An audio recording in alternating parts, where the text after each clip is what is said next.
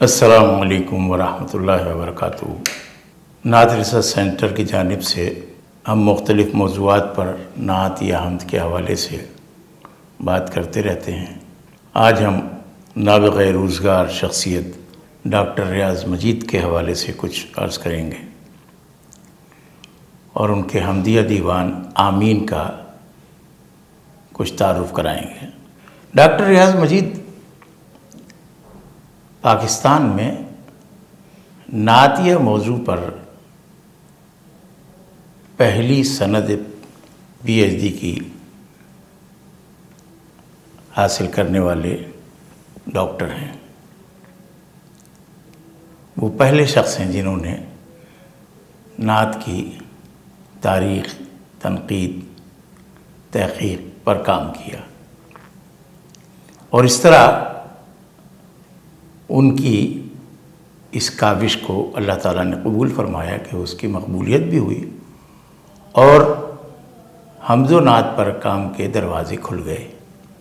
اب تو ماشاءاللہ ہر یونیورسٹی میں کوئی نہ کوئی طالب علم MPhil کے مقالے لکھتا ہے یا PhD کے مقالے لکھتا ہے، وہ نعت کے حوالے سے یا حمد کے حوالے سے ہوتے ہیں، اور یہ موضوع بہت چل پڑا ہے، اور یہ ہونا ہی تھا۔ نعت کے حوالے سے ظاہر ہے کہ اللہ تعالیٰ نے خود ہی فرما دیا تھا، رفعنا لک ذکرک، ہم نے آپ کا ذکر آپ کے لیے بلند کر دیا۔ تو ظاہر نعت جب اللہ تعالیٰ نے خود ہی نبی صلی اللہ علیہ وسلم کا ذکر بلند فرمایا ہے تو اس کے مظاہر تو ہونے انسانوں میں۔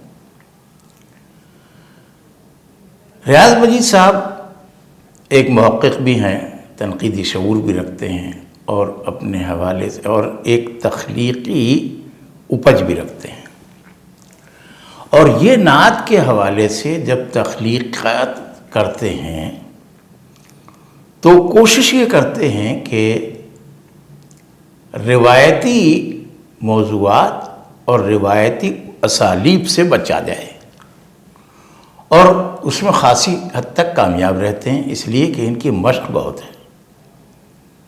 مشق سخن بھی ہے، عشق رسول بھی ہے، اور زبان پر اور بیان پر قدرت بھی ہے۔ یہ ان کا وصف ہے۔ تو ظاہر ہے کہ جب اتنے اوصاف اللہ تعالیٰ نے ان میں رکھ دیے ہیں اور ان کو ایکسپلائٹ کرنے، ان کا اظہار کرنے کے لیے یہ ہمتاً مصروف رہتے ہیں، تو کسی نہ کسی طور ان کا کام یا تو تخلیقی حوالے سے سامنے آتا ہے، یا تنقیدی حوالے سے، اور یا تحقیقی حوالے سے۔ دیوان جو ہے حمدیہ دیوان، انہوں نے آمین کے حوالے سے انہوں نے نام رکھا ہے آمین۔ دیوان کیا ہوتا ہے؟ دیوان اس شعری مجموعے کو کہتے ہیں جس میں غزل کی صنف میں کوئی متن بیان کیا جائے اور حروف تہجی کو ردیف میں لا کر الف سے یا تک غزل کے مصرے اور اشعار بنائے جائیں، تخلیق کیے جائیں۔ اس میں بھی انہوں نے الف مداد سے لے کے یا تک تمام حروف کو ردیف بنایا ہے، اور اس لیے اس کا نام دیوان ہے۔ جہاں ایسی ترتیب نہیں ہوتی ہے اس کو مجموعہ تو کہتے ہیں، بعض لوگ غلطی سے اپنے عام مجموعے کو جس میں یہ ترتیب نہیں ہوتی اس کو بھی دیوان کہنے لگتے ہیں، یہ غلطی ہے۔ دیوان جو بزرگ جتنے بھی اساتذہ ہیں ان کے دواوین اٹھا کے دیکھیے، انہوں نے اسی ترتیب سے لکھے۔ ڈاکٹر صاحب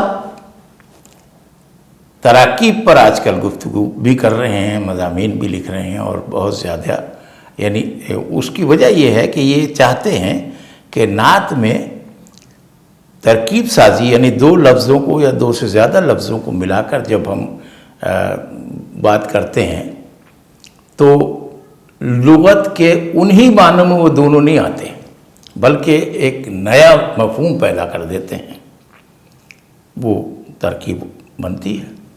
اس پر انہوں نے بڑی گفتگو بھی کی ہے اور اپنے ہاں شاعری میں اس ہنر کو اپنایا بھی ہے۔ ڈاکٹر صاحب بہت خوبصورتی سے کہتے ہیں، میں ان کی ایک نعت آپ کو سناتا ہوں، بہت ہی یہ تو بہت بڑی مطلب یہ کہ کتاب ہے، تو وہ ظاہر ہے کہ اس وقت ہم مختصر سا تعارف کرا رہے ہیں۔ فرماتے ہیں کہ ایک مدت سے ہنر کو جستجو تھی حمد کی، ایک مدت سے ہنر کو جستجو تھی حمد کی، منتظر تھے لفظ ان کو آرزو تھی حمد کی، جس کے ہونے نے بیاض حمد کی تکمیل کی، اعتبار اس شاعری کا آبرو تھی حمد کی، ڈل گئی پیرایہ اظہار کی ترتیب میں۔ اب یہ دیکھیے، شاعری میں فصاحت ہے، مطلب مصرع جو ہے وہ اس میں کہیں سکتہ نہیں آ رہا ہے، روانی ہے۔ ڈل گئی پیرایہ اظہار کی ترتیب میں، دل کی خلوت گاہ میں جو گفتگو تھی حمد کی، کس طرح ہوتی سخن کے کانچ میں جلوہ نما، روشنی پھیلی ہوئی جو کو بگو تھی حمد کی، عکس آرا کس طرح لفظوں کے آئینے میں ہو، عکس آرا، اب یہ دیکھیے عکس آرا کس طرح لفظوں کے آئینے میں ہو، دھیان میں صورت جو میرے روبرو تھی حمد کی، شش جہات شعر میں اظہار کی تھی منتظر۔ اب یہ دیکھیے بالکل نیا ذائقہ ہے یہ حمد کے حوالے سے۔ آپ نے اور حمدیں بھی سنی ہوں گی اور دیکھی ہوں گی، وہ شعراء بھی لکھ رہے ہیں، لیکن یہاں حمد کو نئی جہت سے اور نئے انداز سے تخلیق کیا گیا ہے۔